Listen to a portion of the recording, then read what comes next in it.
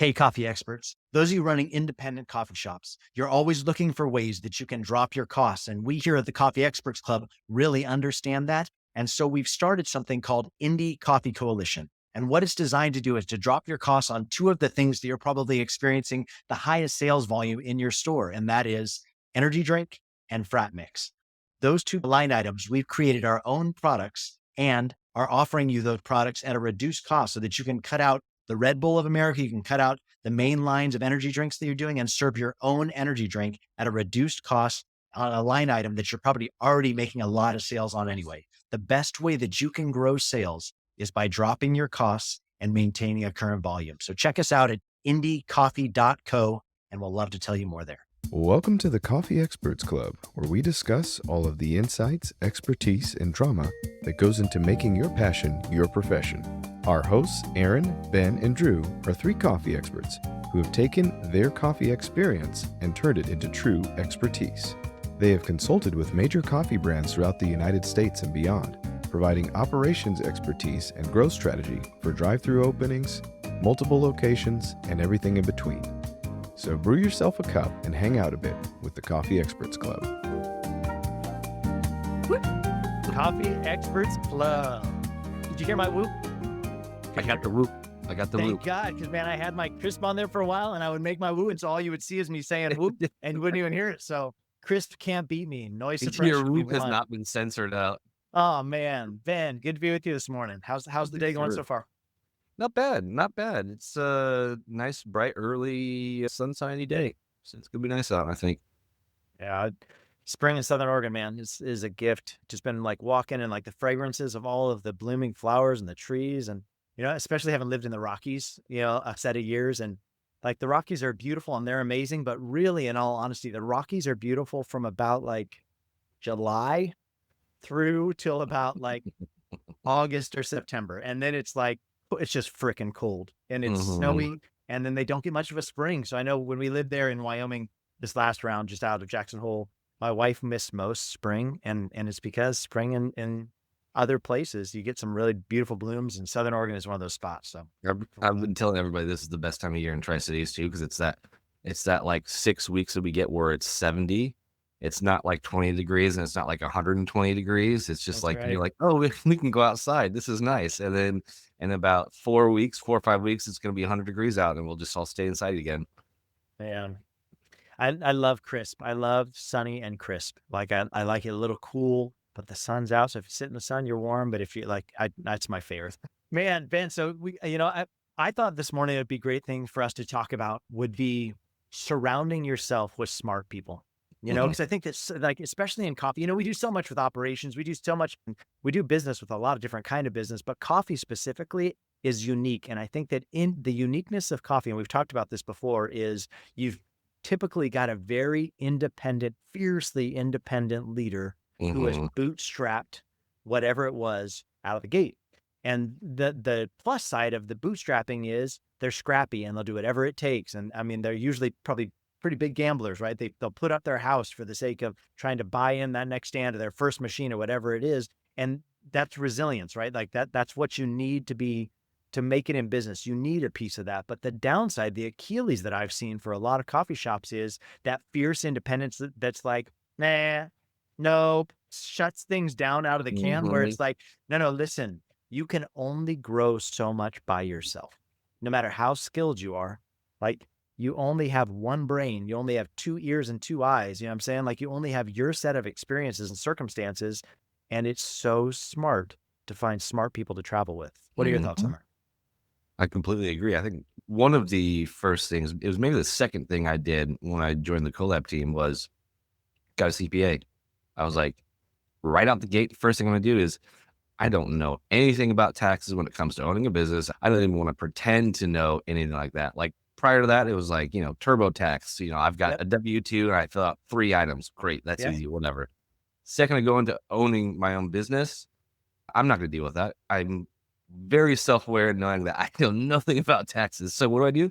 Get a CPA. I don't want to have to mess with it. I know that I can get a professional who's smart at it, who will probably, if I tried to mess with it, and then maybe I could get by, doing it myself, but I'm probably missing out on, or overpaying or underpaying or whatever it may be. Yeah. I'm going to get a smart person. I'm going to pay them small fee so that I have peace of mind and I don't screw something up, 3, 4, 5 years down the road. Because I've known people who didn't pay well their taxes when they owned a business and they came back Yeah. to buy it 5 years later. Man, I'll tell you what, and it's not just for the smarts. Like I think you bring up a great point, right? And I think let's just be honest. Like there's only so much your brain can take, right? Like, can we just be Hmm. honest about how much inputs you can take, how much outputs you can give? And the reality is that things are gonna get neglected, right? In all of our lives, right? We all have things. Maybe something comes to your mind as I say that right now. You have some anxious moment where you're like, "Fuck, I just forgot to do that," or like you've been putting Yeah. something off, or you haven't been addressing it. The nice thing about finding people who are smart is typically they're not only going to give you wisdom, but they're going to hold you accountable, right? Like they're going to come alongside of you and say, typically, if you're needing to find somebody that's good, that was a great example that you said about taxes. Like there's going to be a side of things where you don't want to use your brain space to try and go learn tax Yeah. code for your LLC. Like there's a professional out there that does that. Let's lean into their expertise. But also, if you have a good CPA, he's going to keep you on task, right? He's going to be like, hey, Ben, did you pay this? Hey, Ben, are you in front of this? Hey, how are you handling this? Hey, Ben, don't forget we talked about this last time you met and you promised me that you'd get this done. Like he's going to hold your hand through, like making sure you're staying accountable to do the things that you probably aren't going to do on your own without somebody that's smart that's holding you accountable. You know what I mean? That's Hmm. just part of the nature of the beast. And I think that coffee shop owners, the danger is like you bootstrap your first location, you just like gathered everything, you begged, borrowed, stole from anybody you knew to get this first one up and going. And then it became like your full-time job, right? Like it was your job. Like you're a business owner, sure, but this thing, do you own it or does it own you, right? Because you're there falling so many hours and finding the right staff and trying to get somebody that's going to be faithful, and then you end up having to pick up the extra slack. Like it's exhausting, but you're able to scrape enough together from that first location to barely like push into location number 2 maybe, and now you're into like a couple locations and now you realize, man, I'm really strapped. I'm really stretched. And because you're so stretched, when people come to you with new ideas, you're like, I can't think about that right now. Hmm. Like I'm just like, listen, I've got so much noise. I can't think of it. And that's probably a great idea, but I just don't have capacity. But my encouragement to you is you can't afford to not think about it either. No, true. Because I know for us, like we're in the middle of so many different coffee shops. One of the coffee shops we're in the middle of right now, they're growing like a weed, right? And they're franchising and they're doing a bunch of different pieces. But I'll watch them make very like knee-jerk quick decisions to meet a need in the moment instead of asking themselves, wait a minute, but if we do that here, that's going to have a longer reaching experience down the road, like the accounting software that we're choosing, the POS that we're choosing, like these Hmm. different moving pieces that a lot of times we're making the need in the moment, the decision in the moment that seems necessary. But are you thinking with forward intention? Because you're going to scale on this thing too if you want to keep growing. And it's so important to find good professionals around you, good people that are excellent at things so you don't have to use your brain space. You can employ their brain space and it's their expertise. Yeah, and you have to those knee-jerk reactions. The second thing is it's because you just don't have the time to think through it. Like I know every coffee shop owner loves to think that they can be on bar from 5 a.m. to 3 p.m. and then still go home and plan out next season's offerings that are going to be the big new thing. But in reality, you just can't. You just don't have the time. You can, like you said, you can bootstrap it, but you can only bootstrap for so long before like it becomes exhausting. And those are those shops that you see are one location, two location, and then they just sort of fizzle out. There's actually a coffee shop here locally that had one location for the longest time. Yeah. They expanded to two locations and it didn't work out. They sold off the second location and they just sold off their original location just about a month ago. But it was the same thing. Like the owners were in there working as baristas every morning. It was like, hey, we love you guys. We love the coffee shop, great local spot. But at a certain point, you're like, I just can't do this anymore. It's too Yeah. much stress and it takes too much time to think through being on bar all day. And then, okay, what about my taxes? Okay, well, what about next season's offerings? Okay, what about a new product? It just piles up. If you can offload, like you said, some of that, at least a little bit of that, it gives you basically time to think of, if you've got 12 hours in the day that you're working and Yeah. 10 of those you're thinking about what's happening on board, you only have 2 hours to think about taxes or 2 hours to think about, next Yeah. season's offerings. If you can offload some of your hours of just brain space to somebody else, that gives you a chance to expand. We've there's another coffee shop here locally we've worked with who The owners are great at that. The owners came in and they go, okay, we have these goals in mind. We're going to bring somebody in to do this. We're going to bring somebody in to do that. And they out the gate, they offloaded like very differently than most coffee shop owners do. And they're been doing fantastic because of it. Because Killing it. they can Killing think it. Yeah. about expansion. Yeah. So I would say this, if you're hearing this morning, you're probably already overwhelmed. You're like, listen, bro, I don't need you to tell me I'm not getting everything done right. So let's take a deep breath and a step back and ask ourselves some questions. So, I've got some really close friends that their names are Jim and Mimi Dew, DEW. They've got a business called Dew Wealth Management. I love them. If you ever want to search them, go to check them out. They're great. But they've got this thing where they take you through your wheel of professionals, and it's like a bicycle wheel, right? And the spokes all lead out to a different professional. And they're like, hey, as you're building your business, you need to think about, do I have these different professionals in place? Because you're going to need all of them to be able to scale up. And I think it's a great way to think about it. So in your mind, as you think through your wheel of professionals, if you would, I would say, what's the highest burn? Like, where are you feeling the greatest burn right now?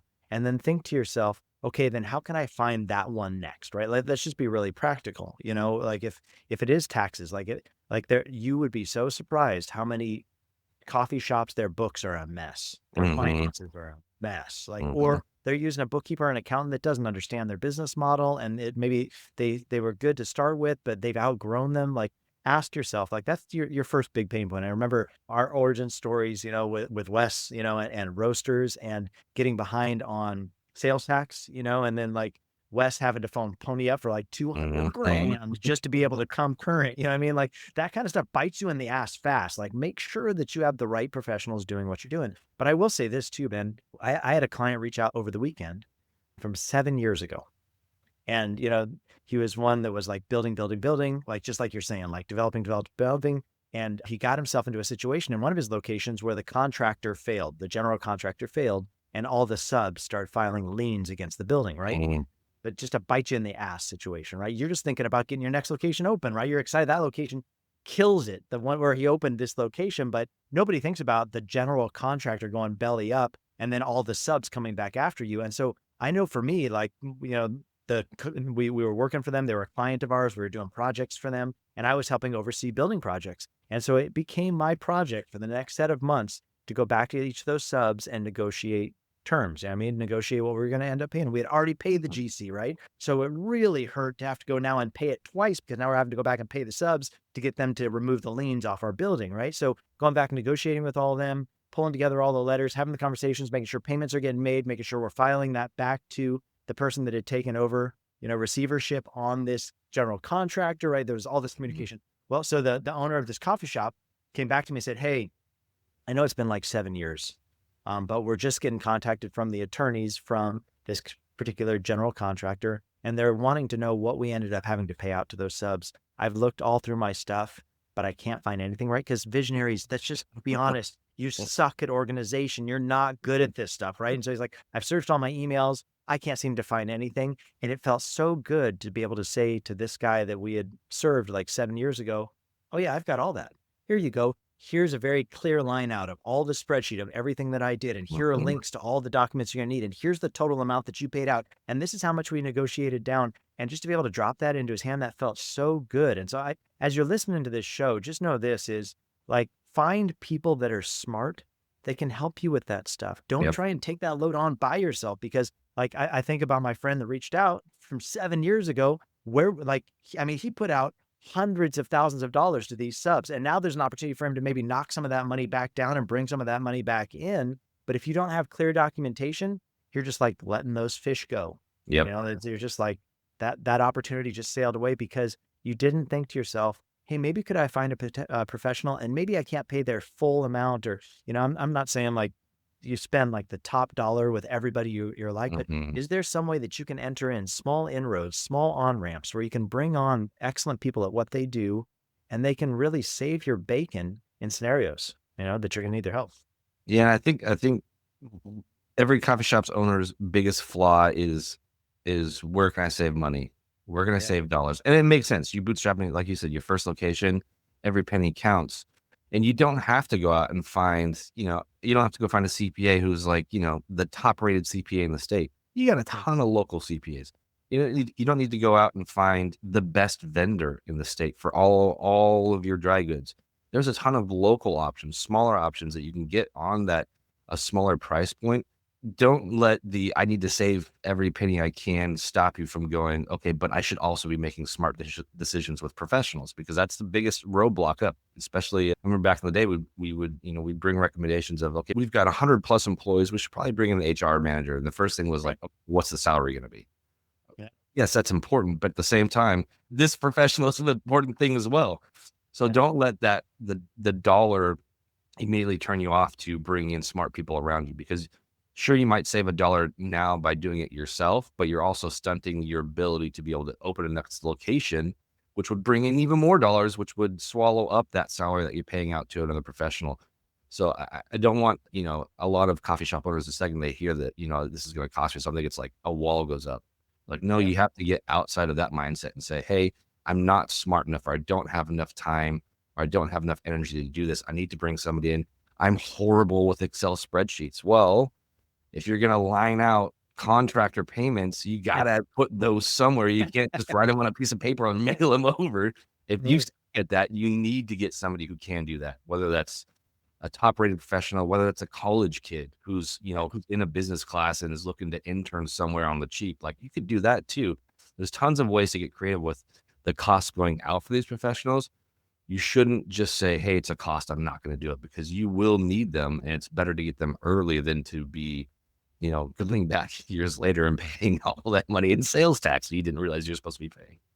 And I think that, and the realization of, and this is a conversation we have a lot with entrepreneurs, like visionary people that are out there, like, listen, you're so important. You're the one that honestly is the sharp end of the spear. You're the brave ones. You're the ones that are out there breaking through the waves. You're the sharp end of the spear, but you need the people behind you to, as you're breaking through that wave, pick up the details behind you, right? Because Yeah. usually if you're the sharp end of the spear and you're great at breaking into new things and starting new things, you usually suck at follow through, right? Just be honest with yourself. Like, you're great at starting, you're not great at finishing. So find something that's going to complement your finishing. And the flip side of that would be, is a lot of times we'll have conversations with these entrepreneurs, the people that we work for. We're carrying like 35 clients right now. I think there's 20 people on Collab team that are all filling in different spots for different people and working as teams to help with operational lift. But as I talk to entrepreneurs and talk to them about like what they can afford and where they're at, a lot of times it's like, yeah, I know you think a lot about ROI on dollars that you're putting out and wanting to return those back from your business. But have you ever thought about the mental real estate in your mind of,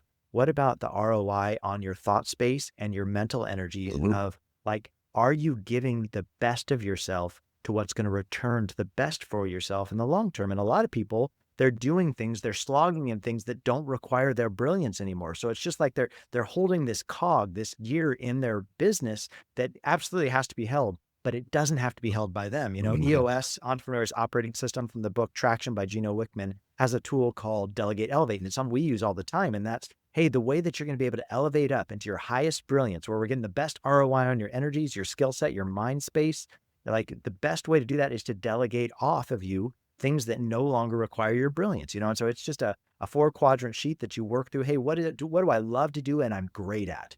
And then the next quadrant is, what do I like to do and I'm good at? And then the next quadrant is, what do I not like to do, but I am still good at, right? Because there are things like that for all of us, it's Mhm. like, I may not love doing this, but I can't deny that I'm still good at this. And then the Yep. final quadrant is, what am I not good at and I hate? And so I'll always tell people, like, what that final quadrant is, we need to get that off you quickest. And the way you can get it off you quickest is SOP it out, list it out, talk people through, how do I do those duties? And then hand it off to somebody and then quality control them. Like, don't just like blindly hand it off. Let them go figure it out. Yep. Check back in with them, see if they can do it. But the only way that we can elevate you up is by delegating off of you things that don't require your brilliance anymore. So ask yourself today, what am I doing that doesn't require my brilliance anymore? What are just end over end things? And Ben, you and I talk about this all the time.